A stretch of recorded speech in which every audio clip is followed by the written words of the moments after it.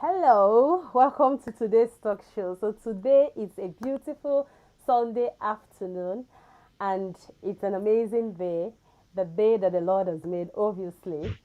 Um if you're here with me, please just I just want to welcome you and I'm just gonna like start away. So welcome to today's talk show. My name is Precious.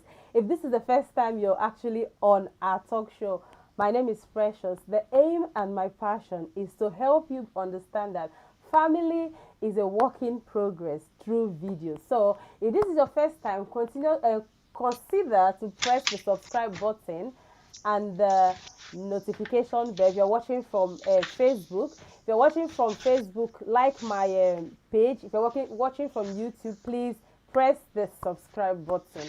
And thank you so much for joining. So if you're here with me, please let me know you're here with me by just tell me where you're watching from so I can welcome you because I don't want to just leave you like that. Everyone is welcome here.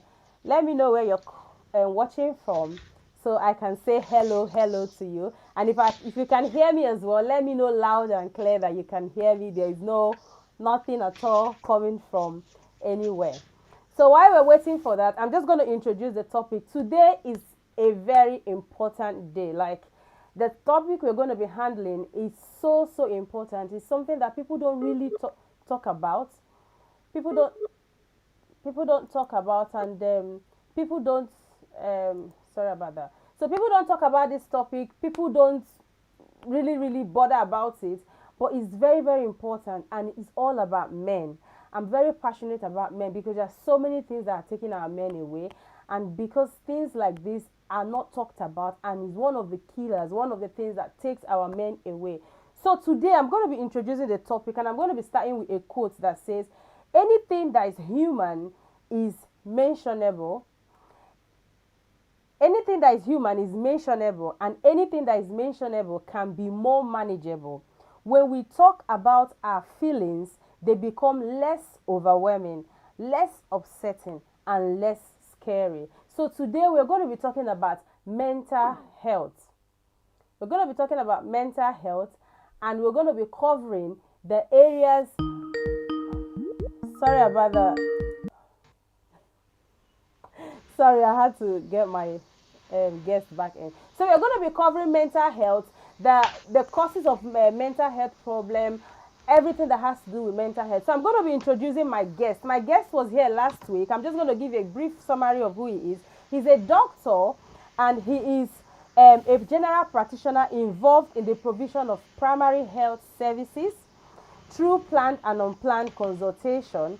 He specializes, or his interest is in cardiovascular risk management and lifestyle intervention. He likes, or he tries to help patients by making them take responsibility for their well-being and tackling the broad determinants of health. So Dr. Hector-Goma is very passionate about helping the less privileged, and he is the head of some organizations which provide loans and scholarship to entrepreneurs and less privileged. So I'm just going to bring Dr. Hector-Goma back on just a second. I'm going to bring him with us now.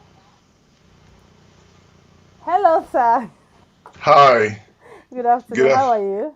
I'm good, thank you. Thanks for inviting me back to your programs. Thank you so much for coming because I was just praying last week if you could come, and thank God you decided to come. Thank you so much. I appreciate you. All right, thanks. So we're just gonna start like straight away because we've got so many questions and doctors got a lot to cover in regards to mental health. Please, guys, if you're watching as he's teaching or he's giving us all this information, if you've got any question, please drop it on the comment section. And if you're joining us, please share on Facebook, share on WhatsApp, share wherever you need to share, and get as many as possible. This is not just a men's program, it's also a women's program because whatever a man suffers from, it affects the woman directly or indirectly. So please invite as many as possible so that we would know that everyone is on board with us. So we are going to start with the first question. The question is, how can you talk about um how can we talk about mental health freely, and how what is mental health in men, and what is mental health problem, and what are the root causes and the signs of like things like depression, anxiety, PTSD, personality disorder, and bipolar. These are all gibberish for some people, but I know that you're going to be able to explain all of this. So, what is mental health, and what are the root causes of mental health problem? Yes, All sir. right, thank you. Thank you so much. I'd like to go back to foundation in trying to describe mental health. Mm. The World Health Organization has a long-standing definition of health, and it says health is not just the absence of disease or infirmity, but a state of physical, mental, social, and spiritual well-being. And that's the beginning. So when I say I'm healthy, or in most languages, you say, "How are you?" and you reply, "I'm fine." I'm fine means my physical being is well, Mm. my mental being is well, and so on. So, mental health is that aspect of the totality of my well being, which has to do with my mind and how it expresses itself to myself and to people around me. So when I say expresses itself, some of us are introverted, sort of. We are very quiet people. We talk very little. Some of us, we can never get us to keep quiet. Now, if you know somebody, maybe you've known him or her for 10, 20 years, they can never stop talking. If you now see them and then for an hour, for 2 hours, they are quiet, it's good for them to be quiet, but you'll be concerned because you'll be wondering, why is Hector quiet? He never stops talking normally. And that's because my normal expression to you has changed. So, mental well being is that aspect of you which communicates to yourself and the people around you what normal is. So, if you see somebody who is shouting and screaming on top of their voice, you say, "This is not normal." So, that's just the way to start it. So, in terms of mental well-being in men, I always want to go back to the beginning that a man starts from his mother's womb. So she gives birth to a child, and then he becomes her son, and then he becomes his father's son. Maybe he has siblings, he becomes a brother, and then he gets married. If he's lucky, he becomes a husband, and then he may be an uncle, then he becomes a father, and then where he lives is a neighbor to somebody. And then at work, he's either an employee of somebody or he's an employer of labor. And then in this country where he lives, he is a citizen and is also a friend to people. And then if that person has a religion, if he goes to church, for example, they say, call him bro or deacon or whatever. Now, I'm starting from this level to show that at every one of these points, there can be issues that will bring conflict. So as a son, mother and father may have expectations of their son and he does not meet that expectation.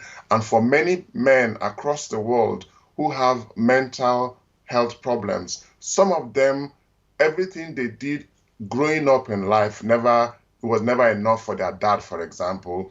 That maybe their dad wanted them to study medicine. They got a PhD in psychology, is not good enough for the dad. So all through their life, they've been trying to find love from their parent. They never saw it. And you'd be surprised. That can have a knock-on effect on every aspect of his life.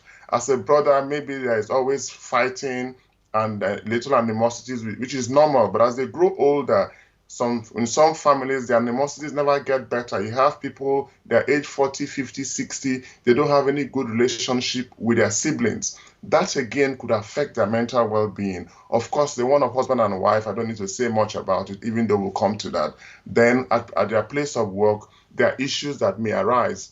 So the point I'm making here is that all these relationships that a man has to cultivate through his life can be sources of stress, which can also impact on his mental well-being.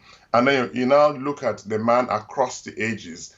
As an adolescent, as a child, there are issues. As an adolescent, when you have the hormones of puberty and then the psychological changes that come with puberty, some men as adolescents, they didn't do well. So for example, some people have early puberty And in secondary school, they grow big, they grow muscles, the young girls like them. And some other men, they have late puberty. I had late puberty, so they were small up to class 5. I looked like a class 1 or a class 2 person.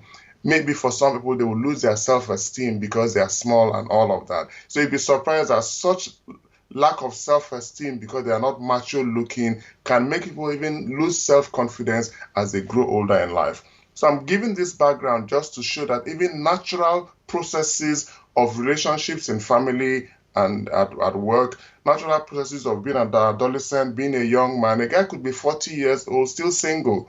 There's a lot of expectation that at age 30, age 40, every man should be married. The man who is single at age 40, people will look at him with corner eye, as they say in Nigeria, to say, why are you not married? That kind of thing can put pressure. Then as men grow older from age 40 to 60, there is midlife crisis, which affects many men. And then, of course, at age 70, when they become seniors, things like dementia, forgetfulness, isolation, if their children have all gone, and all of that also create mental health problems. So this is just to give a background of the things that can affect a man, that can cause him to have mental health problems. Then let me go on again. Last time we talked about the 4 main things that affect our health. The first one are the genes we are born with. Some people have parents who had depression. The father had depression, the mother had depression. Or sadly, maybe his grandfather committed suicide when he was in his 40s. You'll be surprised that that kind of person, you may hear that his father also committed suicide, or the father was also depressed.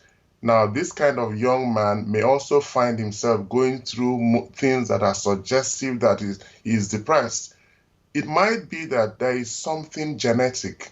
Some people have mental disorders which have been passed on from their parents and grandparents and great-grandparents. It's in the genes. People in some parts of the world will say it's juju, it's witchcraft, it's native medicine. Fine. But people in other parts of the world can say there are some genes in our system which carry mental disorders, and those genes can pass from one generation to another. So I want to say that for some people, mental illness may be passed on from their parents in their genes. Now, some people can have these genes. Genes sometimes are quiet. They interact with the environment we live in, and then they can change or mutate. So, for example, somebody can be born with a gene that could cause serious mental illness. But as he grows in life, he eats a healthy diet, keeps very active, doesn't smoke weed, and all of that. He has a lovely wife who looks after him. They have a good relationship. But imagine if he's the kind of person who now smokes weed, refuses to go to school, and all the weed smoking and all the chaotic lifestyle could make him present with mental illness. So the same 2 people can have the same faulty genes, but one has a lifestyle which doesn't allow the gene to express itself. Another one has a lifestyle which makes the gene express itself. So that's where the genes interact. And in terms of lifestyle, like I just mentioned, people's lifestyle can have an effect on their mental well-being.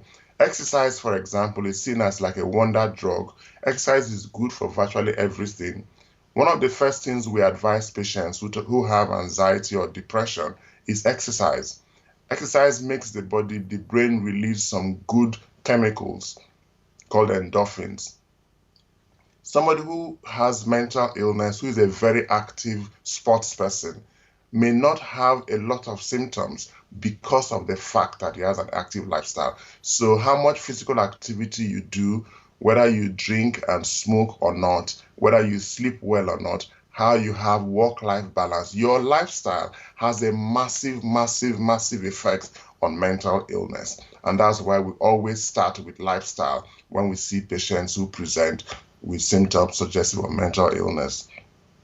Then, of course, the behavior of the individual. Some people have excellent networks. Now that we have social media, makes it even a lot easier for people. Some people have only one friend. If that friend abandons them, they are finished. Other people have a good network of friends. They belong to Old Boys Association from primary school, Old Boys Association from secondary, university alumni association. Where they work, they have work group. Where they live, they have social network. So all these networks are actually very therapeutic. You are in touch with people in the WhatsApp groups. People are laughing, throwing gist and all of that. So that's another area where your behavior and then the kind of social networks. I think research was done in one place, I can't remember exactly where they checked all over the world. What are the things that help people to live long? And the number one cause of longevity is the social networks people have. Those who have a lot of interactions with other people through their lives tend to live longer than those who don't have such networks. And then your ethnic background also makes a big effect on your mental well-being, especially, even not just especially, even within countries. You can imagine that even in a place like Nigeria, you can go and do JAMB and have very high scores, and you apply for a course of your heart's desire in a university, and you don't get shortlisted, you don't get accepted into the university, but somebody from another part of the country who has much lower scores gets admitted to do that course. That kind of disappointment can have a knock-on effect on people's lives. So even within countries, even within states, people do not get things which are due them because of man knows man. And then when people relocate from, say, Nigeria to UK to US, a lot of things happen which are negative. And while other people are able to rise above the barriers and the challenges thrown at them by society, some fall by the wayside. They take on the victim mentality, and then they have mental health issues. So you can also have genetic problems, not genetic problems, ethnicity-related issues when you leave your country and then you go to another part of the world. So these are some of the things I would say that being black for some people, with Black Lives Matter, I'll talk about it, is a big issue that can affect their mental health. And then financial decisions we make, because at the end of the day, being broke, being in debt, not having money, having a lot of bills and not having money to pay your bills, people get so financially affected and so distressed that many people have mental illness simply because their money doesn't balance and they are owing a lot of credit card money. They have bills they can't pay, their rents and rates are overdue every month.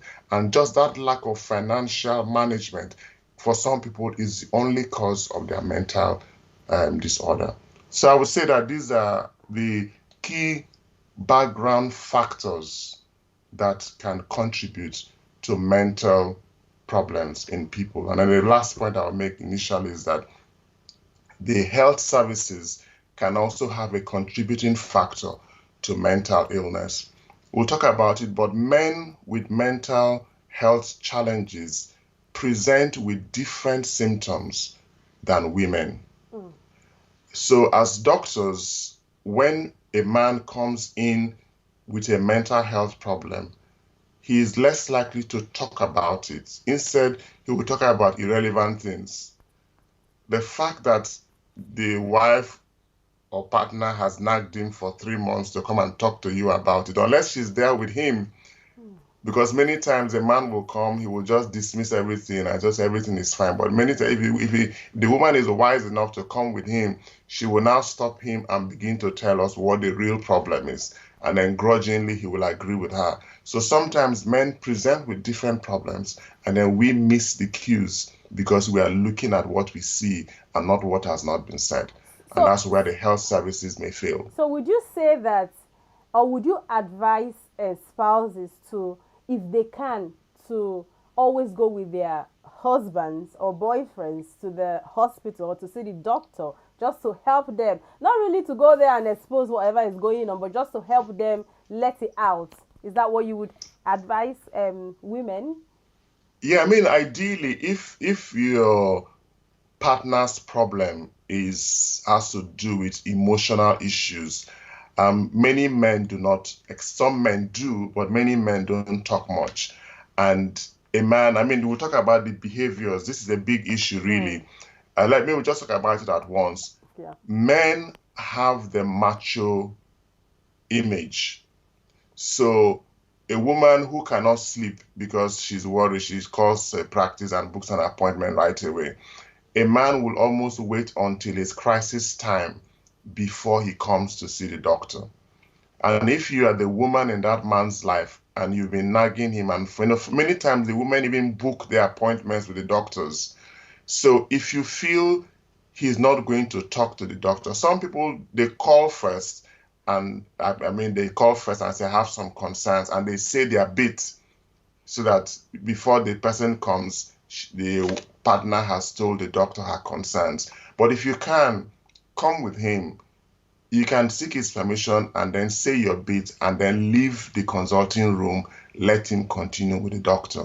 But at least you have been able to express what he wouldn't express. And of course, every woman will know her man, as it were. You know the man that will go and say it as it is, and you know the man that will not say it. I'll give an example. A lady called me, actually, this was about 6 months ago. She called me and she expressed concerns about her husband. And she said, when you call him, he's going to dismiss it. He's going to say it doesn't matter, it's okay now. And honestly, I called him the next day and he said, is it my wife that asked you to call me? I said, yes. I was honest with him. And he said, is it about A, B, C, D? I said, yeah. He said, okay, that's fine. That is better. I laughed. And he said, why are you laughing? I said, it's exactly what your wife said. You're going to tell me that it's okay now.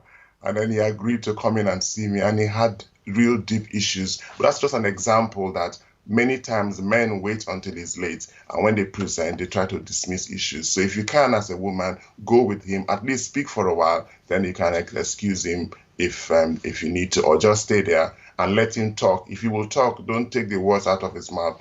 Let him talk. If he's not talking, then you can encourage him to speak.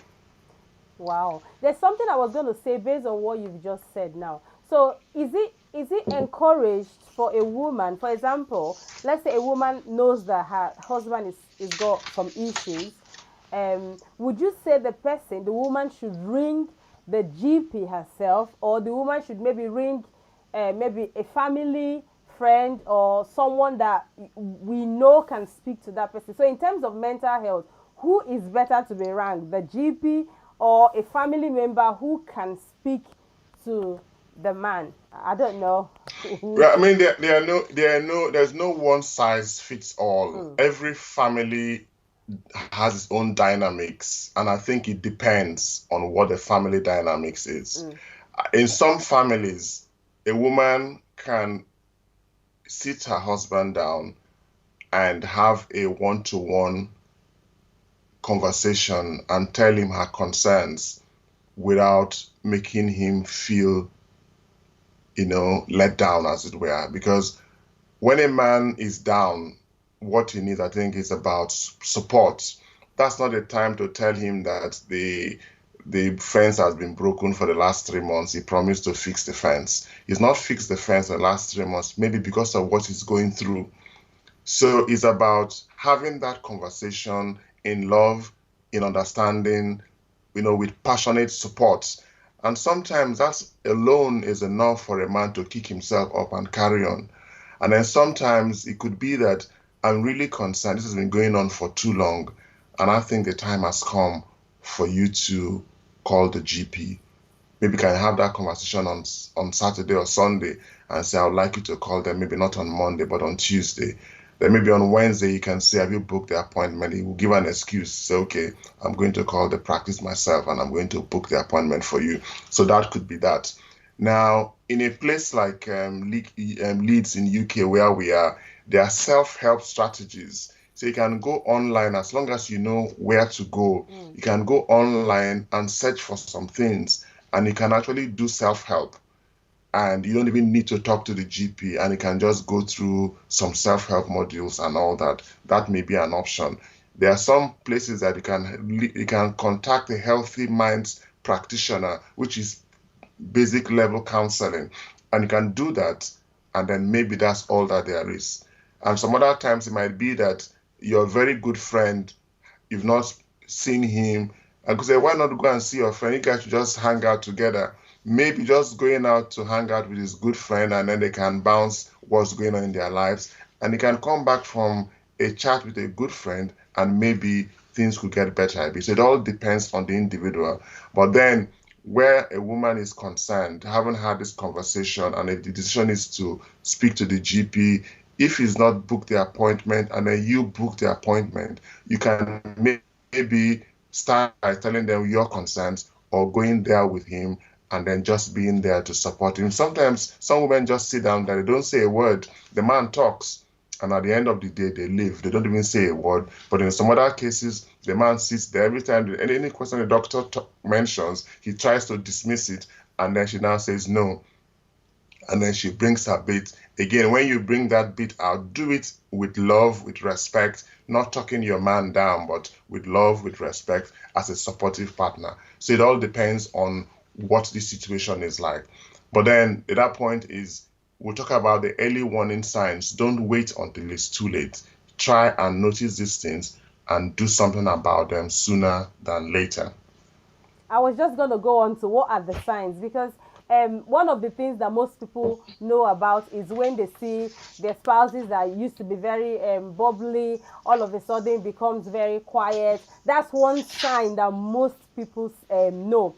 But coming from Africa, coming from Nigeria, I think that most people see mental illness as when you start taking your clothes off, or when you start Mm. doing funny things, or maybe just hallucinating. So would you be able to like classify mental illness for us from maybe the very tiny one to maybe the biggest or the most advanced one? If you can classify it for us, so that we'll be able to pinpoint, this is actually mental health problem, or this is just okay, just normal life. And another question I was going to ask is that, from what you've said, do you not think that personality has something to do with mental health? Because I know that someone who is a sanguine is very bubbly on a normal day, wants to go out and do stuff, and a melancholic person doesn't want to do anything. And a research also showed that the melancholies are those that are likely going to commit suicide. So do you think personality plays a role in mental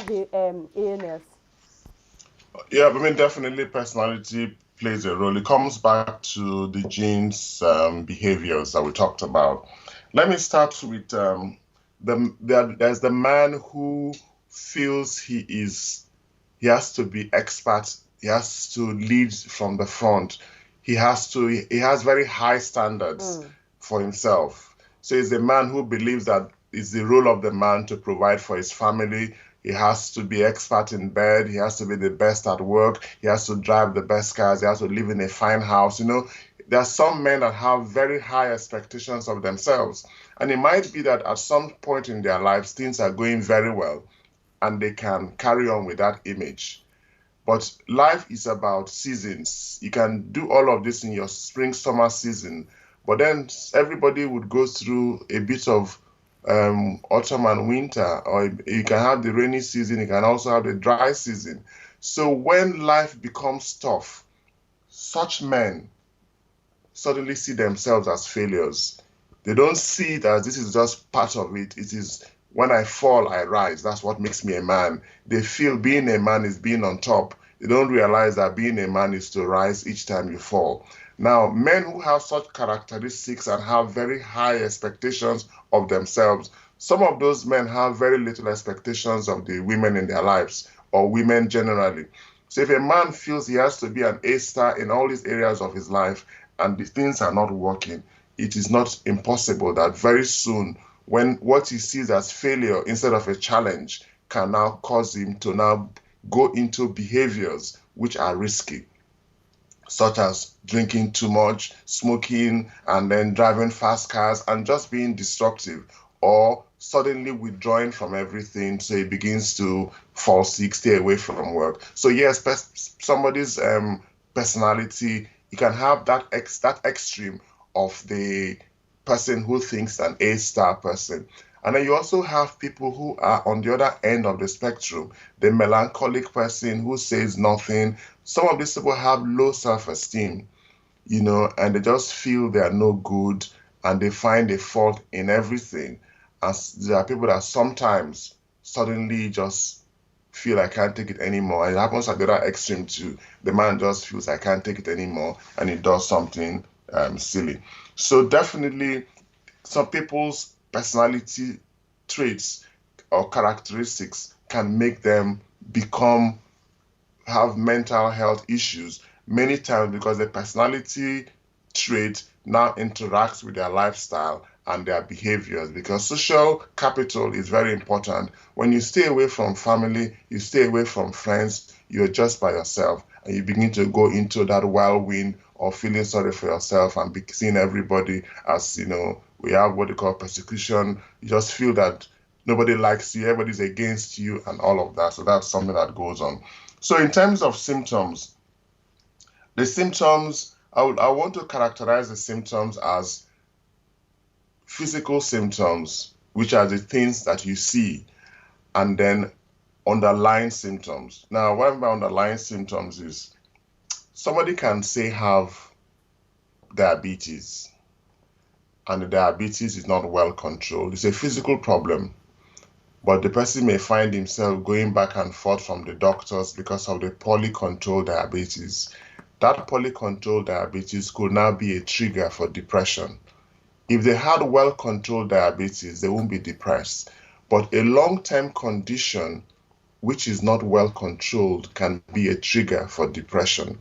And that's why when we see patients who have long-term conditions, we always ask them, do you feel depressed? Because long-term conditions can be a cause of mental health issues. Then relationship problems, like I talked earlier on, with the wife, the partner, the in-laws, work colleagues, boss, employer. Relationship problems can also bring about mental health symptoms, and particularly at work. So you see so many people who come for fitness notes, they tell you they can't sleep, they have this issue. They come with classical anxiety and depression symptoms because of what their managers or their line managers are doing to them at work. So relationship problems can manifest as symptoms of mental illness. And then I talked about financial problems, unemployment. Many people have gambling as a problem. So many people also have not had good financial literacy.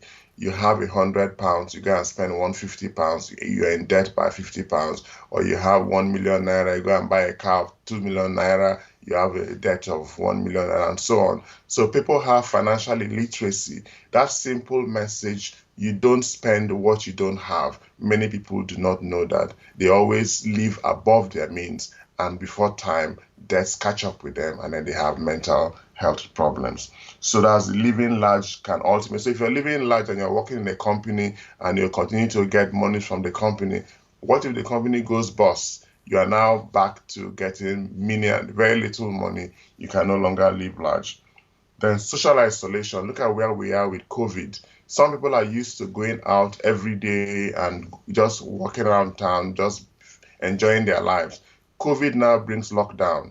And that alone, that lockdown of COVID, they just can't go up and down. For some people, that's enough. That's fear of the unknown, what's going to happen tomorrow.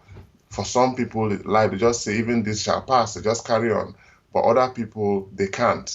And that worry about what if I contract COVID-19 tomorrow, what if, they now go downhill and then they have mental health issues. So, and then in some families, just the birth of a child, as a man, your wife has a baby is crying in the night, you can't sleep, you're worrying, am I going to be able to provide for my wife and children?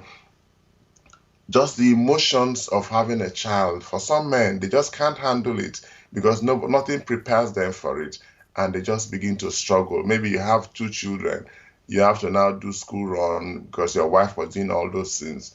Suddenly you now find out that you can't do all of that, and she can't do all of that anymore. You have to look after her and stuff like that. Some men flip because they just can't cope with it.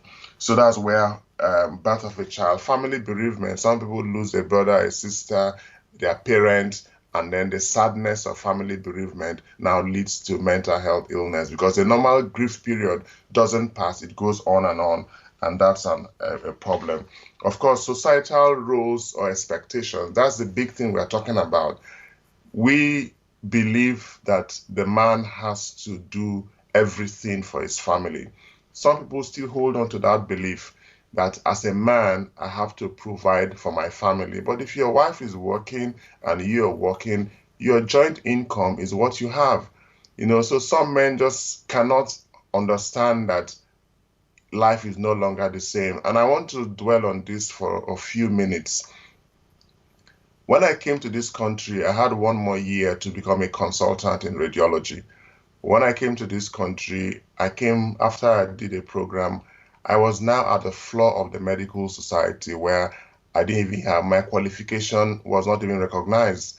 And in the process, I worked in factories, I was working with machines, doing carpentry work, all sorts of things I did before I now went to begin as a house officer, which is after 10 years of being a doctor, it's as if I'd just left medical school and became the houseboy or the houseman of medicine. Now, many men they find themselves in that position, and all their ego, every air of authority they have is taken away from them when they come to a foreign land. And some men do not survive it. They become depressed. And some men just can't take it. And of course, you also hear, thankfully, it's not a big issue in the UK, but more and more we're hearing about men who have killed their wives in America, Nigerian men. And that's a sad thing. I also have seen a few situations where a man comes and then the wife who now comes in, she goes to school here, gets a degree, gets a good job. His job is no longer as good as. And then suddenly, for one reason or the other, she now moves away from him. And, things happen. Life happens in some families. And some men become depressed. And more is just to remind us, both as men as women, that if we're married, we say for better, for worse. So if today you are the one who is earning the big money and the husband is not earning the big money, is not to now make him feel less valued, because what men would want is respect from their spouses. So that issue of societal expectations can bring about mental health problems for men. Alcohol and drug abuse is a big issue. Addiction, which is a big issue in mental health problems of men. Then some people have gambling, the addictions, alcohol, drug, gambling, or even pornography or sex addiction. Some men can have that, and they could be driven to that from one thing or the other. But just to say, these are all the things that could lead to a man presenting with symptoms. I want to end this segment talking about sex and mental illness. As a woman, maybe you have a partner or a husband who will not allow you to rest. And then suddenly, he just can't be bothered. Now, you shouldn't see that as, thank God, finally I can have my peace of mind. You should be asking yourself, what's going on here? Some people will now see the extreme. He has found another woman. But maybe that is the first manifestation of mental health issues in your partner's life. Don't say to hell with him. And the other thing is, the other situation is also there. Maybe you now feel that he doesn't deserve your body anymore because you don't like the way he's been treating you. Maybe he's struggling financially, but because of the societal expectations, he's not openly told you that they've cut back his work. They've removed all his sources of additional income. So he's struggling financially. You're not aware of that. And because he's not done what you want him to do, you starve him of sex, you deny him of sex. And then maybe he will ask you, and then suddenly he just stops asking you. And you are happy and stop asking you, you stay on your corner of the bed and he stays on his corner. But what you don't realize is that your man is going downhill. So loss of libido, which is lack of interest in sex, or actually being denied sex, could be a symptom of mental illness. And then another one is not taking responsibility. Maybe there are some things the man does normally in the house. He has stopped doing them. Maybe as a family, there are things that he does, which he's always done in the last 5-10 years, but suddenly he has stopped doing them. That could be a sign that something is going on. And maybe normally he chats with you, chats with the children, so he's not communicating as much. If you're very attentive, just loss of normal communication if you have, let us say, you raise your voice as a family once a week, now you raise your voice every day, that could be a sign that something is happening. So communication, changes in communication, changes in sexual relationship, changes in responsibility around the home. These are some of the things. Sometimes your man becomes a bit more controlling. You sense that he's being suspicious of you. If you want to go out, normally we say, see you later. He don't ask you, where are you going? You ask you 4 times. That may be a sign or a symptom of something that is going on. That's lack of trust. And then sometimes you feel he's lying to you or he's too busy for you. He just sees himself being very busy. So I'm saying all of this. These are not things that he is showing in himself. It might be the what we call the non-verbal communication.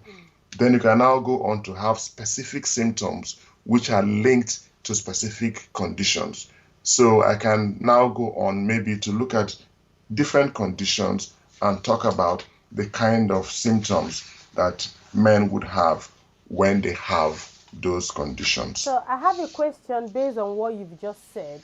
Mm, I think the area you've talked about is when you, for example, the man in the area of sex and mental health, you talked about a man who would always be interested in having sex, all of a sudden stops having, or just starts going, just stops asking, or reduces the number of times he asks. I know that mm, from what I've read or from research, there are some people who suffer from mental health problem and they overdo things. For example, you see someone starts eating too much, mm. overeating, start putting on weight.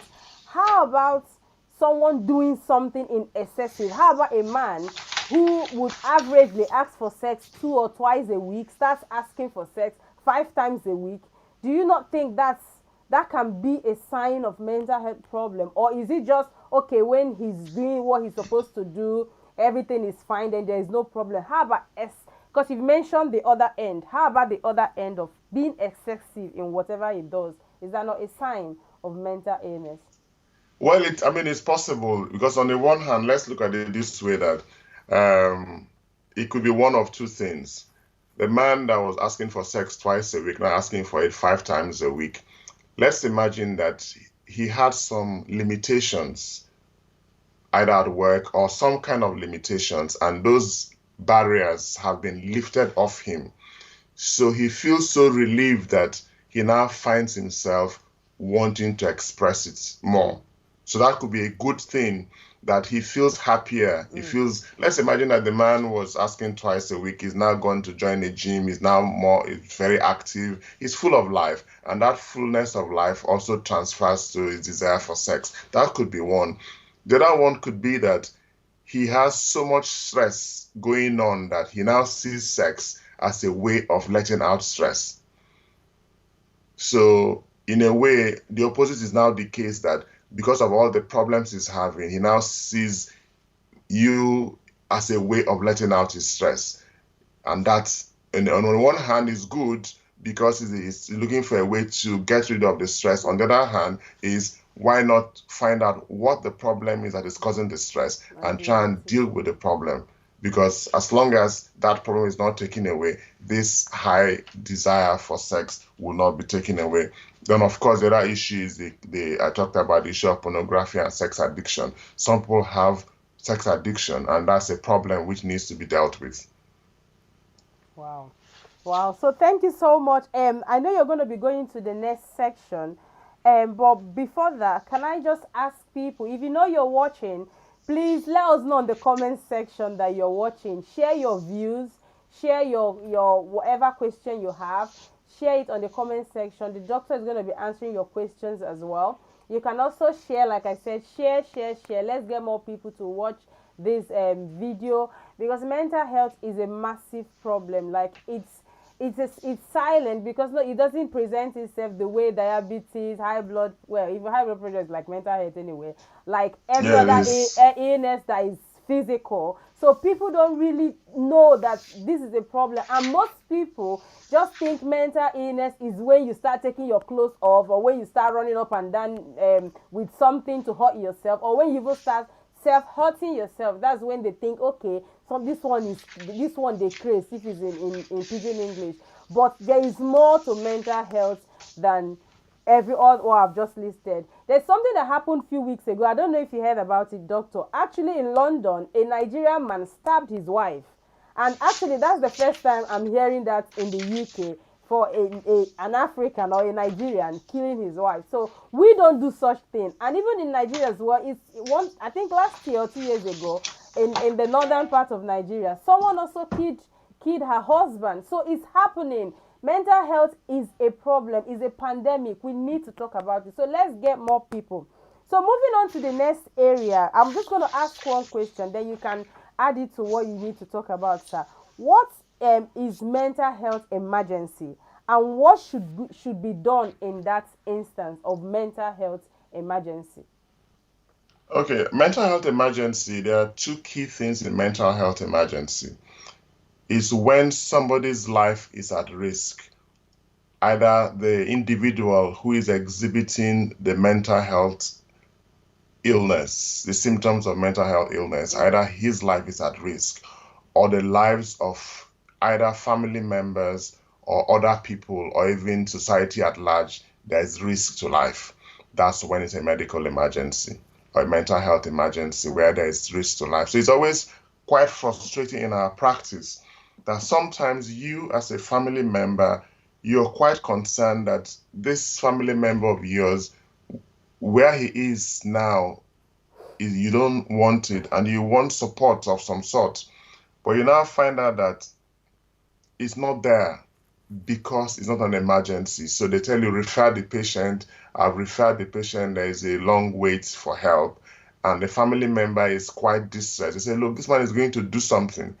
And until he actually does it or almost does it, that's when it becomes a mental health emergency. Sadly, some people are waiting for help. So you hear somebody who threw somebody, a man with a mental health disorder, was saying that he was going to kill somebody and nothing was done. And then he threw a child off Tate Gallery. He just took the child and then threw him down because he knew he was feeling it coming. And he asked for help. But because they felt he was just saying it, nothing was done. So the mental health emergency is when somebody's life is at risk, either the individual himself or herself, or somebody in the community, or even a family member's life. There is an immediate threat to life. That's a medical health emergency. Someone just asked a question on YouTube. I'm just going to bring it on. The person says, but what will the woman do if she's not overwhelmed herself by having to do a lot, just keeping the man going? So it's like trying to make the man okay, trying to help him with his mental health, and indirectly she's getting depressed herself. So how are we going to strike this balance of trying to help him and also not falling into having issues with mental health? Well, they just brings us to, it depends on where you are and what kind of support is available where you are. And I quite agree with you that some people, so for example, if you're in a family and sadly the man has mental health illness and you want to help him, but at the same time you have children, you have to take the children to school, bring them back, do all what needs to be done for them because maybe he has gone into depression, doesn't do anything, just sits in one place. At the same time, you have to go to work and do your stuff at work. And all that could also put your own mental well-being at risk. And that's why there are support services, because while you're trying to help him, you have to be strong yourself. So in terms of social networks, family, in terms of the mental health services, now there are so many things online. There's so much support online that you don't even need to be. So somebody living in Nigeria, for example, can access information which is available for mental health in the UK or even in US. I know working with somebody who had online counseling.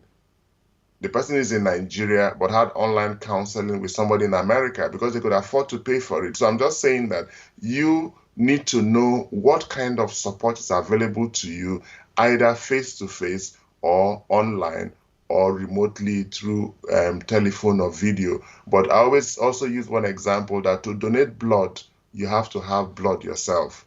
So you cannot be helping your man and then you now lose it in the process. So you must know how to do the usual stuff, lifestyle, know where to get counseling, make sure you do your bit well while trying to help him.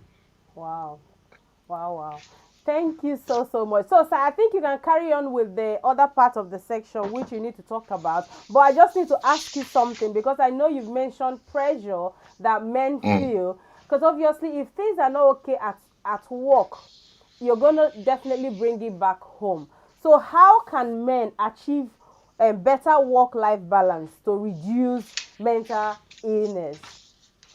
I want to start by something which has just come to my head, and that is that when you die, life ends at work. Mm. They will employ somebody the next day and life goes on. So family comes first. Whatever you're doing, don't put work ahead of your family. Your family comes first. And then there is this company that says it's good to talk. You never lose really when you talk about a problem. So if there are issues at work, talk about it. And so there are ways of presenting a complaint. So somebody once said, if your line manager is being racist or being unfair to you, don't say you're being racist. Don't say I don't like the way you treat me. You say something like, how can I do differently so that the way I work you find satisfactory? When you say that, all you are telling him that you're not being nice to me, but you're putting it in such a way that you're asking him to help you to do the work the way he or she wants you to do. And sometimes where things are getting worse, which is quite common, find out about how to get support. Whether you're going to your union or you're going to occupational health, where such things exist, don't wait until things are late. Have a chat with the line manager. Try and ask him, how can I do better by you? If that's not working, take the matter up, talk about it. Discuss with family, discuss with friends, discuss with colleagues if you need to, but try and seek early resolution of problems in the office. If you come back home and office has not been nice, don't wear a long face. Tell your wife, this is what I'm going through at work. Even if she doesn't have anything to say, just talking about it makes the problem half solved. So don't just keep it to yourself, talk about it. Talk about what's going on. So in terms of I'll quickly mention the few mental health conditions. I mean, one is anxiety and depression. Low mood, anxiety and depression are quite common. So most of us have low mood at some point. Low mood itself is not a mental illness per se. It is when you have low mood which lasts continuously for more than 2 weeks. That's when we begin to show concern. So having low mood today and tomorrow you're back on your feet carrying on is no big deal. But it's when low mood continues for more than 2 weeks. So like I said last week, if you Google key symptoms of depression, has to do with whether you're feeling down, low, depressed, anxious, your level of concentration may be low, you may have increased fears or worries, you may feel more tired, you might sleep too much or eat or sleep too little. So either you're sleeping all the time or you're struggling to sleep for normal hours. You might either eat too much or eat too little. We talked about sex. You might have no interest in sex. You might be more irritable. Every small thing you're shouting, you could be more irritable. And then you now have a short fuse, really. And then you have little interest. If you're somebody who enjoys your crossword, you don't want to do it. You enjoy to watch football, you're not really interested. So you have less interest. And then the last one I want to mention is self-isolation in a different way. You don't want to answer your phone. When people ring you, you don't pick the phone. When somebody comes to the house, you just go and stay in your bedroom, tell them I'm sleeping and all that. So those are the kind of common symptoms that you find with anxiety and depression. So check your PHQ-9, do your GAT-7, just to give you an idea on whether you have anxiety or depression. Now, the key ones you worry about are the psychosis. In psychosis, those are the serious mental illnesses which are characterized by hallucinations. Hallucinations is when you hear voices telling you something. telling you that you are no good, telling you to kill somebody. So sometimes people say things like, yeah, I was told to go and stab the person. It's not an imagination. Some people have hallucinations. They hear voices. Some people see things. They see things that are not there. Some older people will tell you, I saw a woman on my bed. They see things which do not exist. And the other one is delusions. People have feelings that are not real. So a man can feel that his wife is having an affair with another man and really go on and on about it. It might be he just has a paranoid delusion. Some people will feel that somebody wants to kill them. Those are delusions. So hallucinations, when you hear or see things, or delusions, when some people have delusions of persecution, you feel somebody wants to kill me. So those are the kind of things that you may have.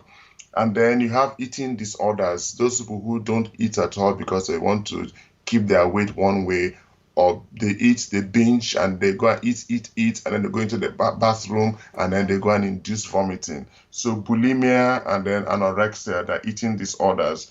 Then you have perinatal mental disorders, where women who have just had babies struggle with the care of their babies, and that triggers mental health problems. But back to men, we talked about body image is another one, where you feel you're not man enough, and then you begin to go on steroids and all that for bodybuilding. Some people don't realize that it might be a symptom of mental illness. Then obsessions and compulsions, what people call OCD. You have various obsessions. You're obsessed about things, and then you have compulsions. You check your doors all the time. You wash your hand 1,000 times, and then you feel a harm is going to come to your son, or harm will come to your wife. Those are obsessions and compulsions. Then panic and phobias. So people have phobias like fear of height, fear of spiders, fear of different things. And then sleep problems. And then you talked about post-traumatic stress disorder, where people have had a kind of trauma, and then they now find long after the trauma, they just keep on having flashbacks. And somebody who's had a car accident maybe begins just every time feels he's seeing a car coming towards his car, he can't cross the road. So post-traumatic stress disorder could be another one. So in all of this, the key thing is know the first symptoms we talked about, both for the man himself now, know these symptoms, and then do something early. So I want to now go on and talk about what are the things you can do as a man.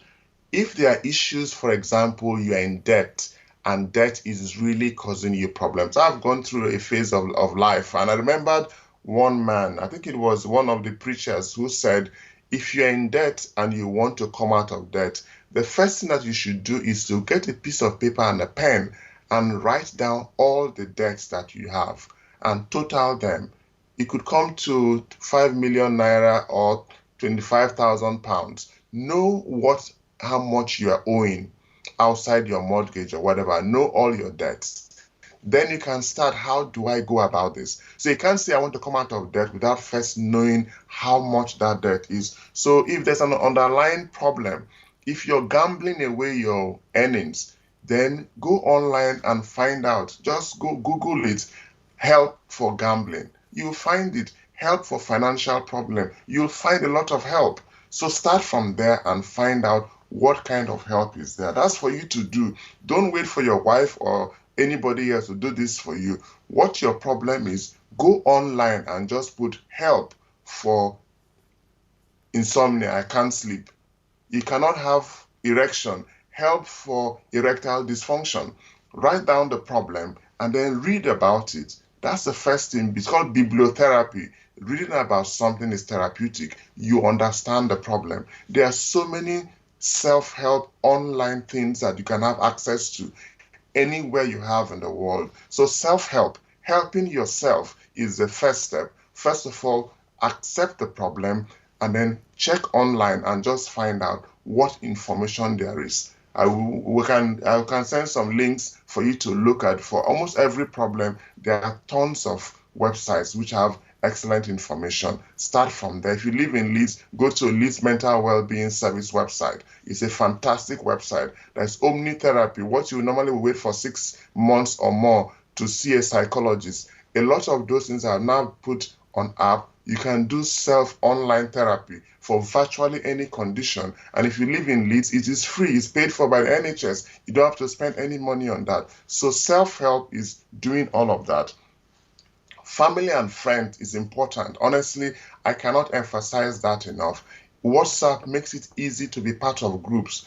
Be a part of an active group. I don't advise you to do what I'm doing. I belong to about 70 WhatsApp groups. I manage about 30 of them. But I tell you, through those WhatsApp groups, I'm in a position to impact life, and my life is also positively influenced. So be part of some social networks that will be useful to help your mental health.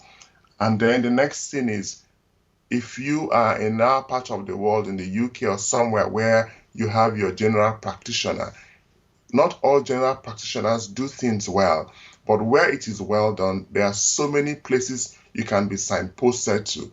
We have the Healthy Minds practitioner, who is the first level of support. You have the counselor, you have the psychological therapies, and then you have the community mental health team, then you have the crisis team, and then you have A&E, in that order, depending on what the mental health problem is. But you need to, first of all, help yourself and find out what is available and utilize it. Wow. There is a question here. Someone sent a question to me in terms of family relation, or in terms of socializing and having that network. The person said, I'm just going to paraphrase what the person said. It's like, we that live in the UK, we really want to have that network with our families in Nigeria or wherever they are. But sometimes they become a burden, whereby whenever you pick up the phone to, you want to check up on your family, you want to say hello to them, they are asking you for something. So that makes you don't really want to have that network, that social network with your family. So the person is saying, what can you advise?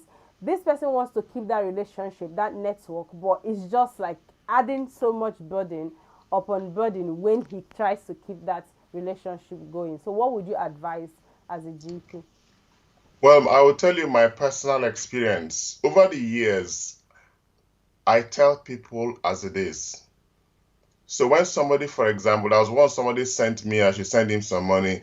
I actually took a photo shot of my account balance that day. I got a message from my bank that you have unauthorized overdrafts. Please pay in money before 9 p.m. I took a photo shot of it and sent to the person. I said, I want to help you, but what you're going through is exactly what I'm going through. Mine is even worse because I work so hard. So what I'm saying is that many times people at home have unnecessary expectations. They want you to buy them the latest iPhone that you don't even have. So what I always do, so people have stopped harassing me for money because they say, if you're asking for money, we just preach to you. But the more people tell them, when you can help, you help. But you have your own priorities as a family here, and you need to look after your family. Now, I hope I've answered that question, but you don't have. And if you don't have, tell them you don't have and tell them how it is here, how the taxman takes half of the money you earn and you have endless bills that you must pay. So you don't have, you don't have. But you're right, if you have to join a group and people keep asking you for money, when you've told them a few times, I found myself blocking some people on my WhatsApp sometimes because I'm just tired of telling them to stop begging me for money. I don't have money. So that's it really. So I guess if the family one is not working, you can, even if the high school one, they will still beg. So those that would beg will beg. So don't let that stop you, but at least tell people when you don't have that you don't have. Wow. I guess that's the same thing I would actually encourage you, because I find that we work so hard in this country that, and sometimes if you look at the people, we really want to help. It's not as if we don't want to help, but if you look at these people, they look better than us, they dress better than us, they look good, and you'll be asking yourself like, this person that is asking me money to 200 pounds is even wearing a Gucci shoe, is even wearing something that I cannot even afford myself. Like doctor said, if you can help, help. If you can't help, sincerely tell them that you can't help. And I'm sure whoever that is your friend or whoever that is your family would understand that you cannot help. But where the problem is when every time you ask, you cannot help, then they know that you don't want to help. But if you've helped once and they come again, you say you don't have, I'm sure they're going to understand.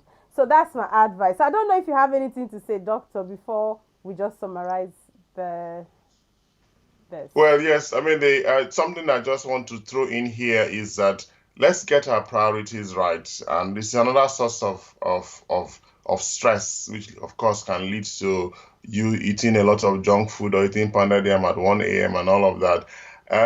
Some of us are building houses in our villages, and we work so hard trying to raise money to send home to build this big house in our village. But we're living in one-bedroom house with our wife and children and struggling big time. And I think that is misplaced priority, because you don't even know if you live long enough to retire and go and live in that big house you're building in the village. Your new home is where you, your wife, and your children are. You don't have to build a big house where you're living if you're in the UK. Just have a decent house and work to be comfortable where you are. Don't build a house, because I know many people who have built big houses in their villages and they didn't live long enough because they suddenly had a heart attack in the UK or in the US and they died. And that big house, others have gone to live in it. So where you live is your current home. I'm not saying you should build a mansion, but have some basic, don't deny yourself basic comfort where you're living to build a house that you can stay 1 month in the year. Even if you're going to retire to that house, if you still have 10 years of work life, then have a small, decent house here first. Then you can build your retirement home. It is misplaced priorities to build a retirement home and then struggle, and yourself and your wife and your children are undergoing so much distress here financially because you're building a big house in your village. That's misplaced priority.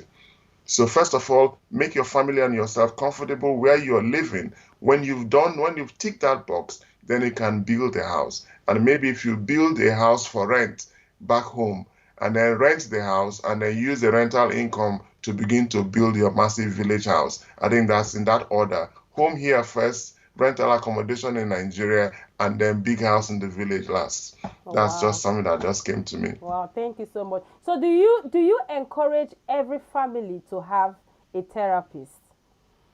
I wouldn't say a therapist. No, I don't think so. I think the number one therapy is your lifestyle. Having fantastic communication at home, where your wife is your best friend, your children, and you have a good family life despite the challenges. Because like I said, the world will always throw things at you. Now, I just want to mention this for us to round up that in life would throw things at you that will bring one of three reactions. People might be good to you, which is positive. People might say things which make you indifferent, and people might do things to you which will hurt you. Those are the three things that could happen to you. The life will throw things at you which are either good, indifferent, or bad. That's how life will throw at you. So whether it is in the house where you live, in your neighborhood, where you work, on the streets, where you go to play, whatever, people will do things to you which either be good, bad, or neither good nor bad. Now, when those things are thrown at you, you respond to them. And your response is one of three: good, bad, or indifferent. That response, nobody controls it. You control that response. The government, your boss, nobody can take that away from you. It's yours. Now, what I'm saying is that when people throw bad things at you, you have a choice to be good to them, to be indifferent to them, and to respond in a bad way. Wow. Those who have mental health problems usually respond in a bad way.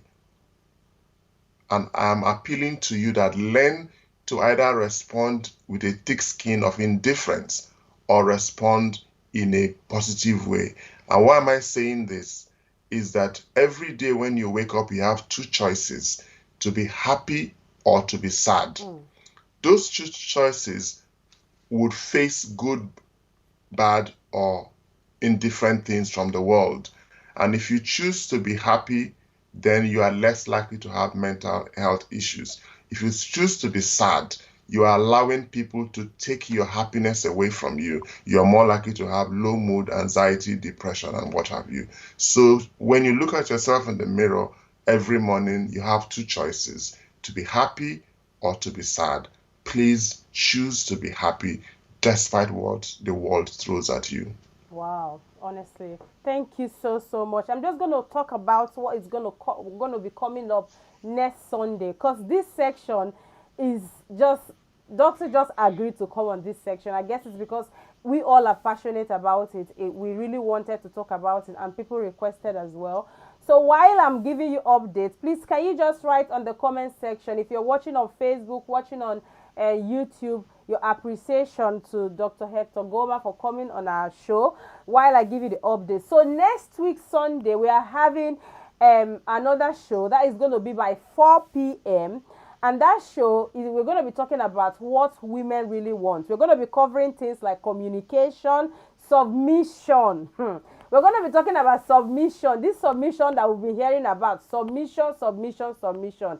She is going to come and tell us what it means for a woman to submit physically, submit financially, submit emotionally, submit sexually, submission all round. She's going to be talking about it. She's going to be talking about independence as well. She's going to be talking about influence, friendship, what kind of friends do we really need to have as women.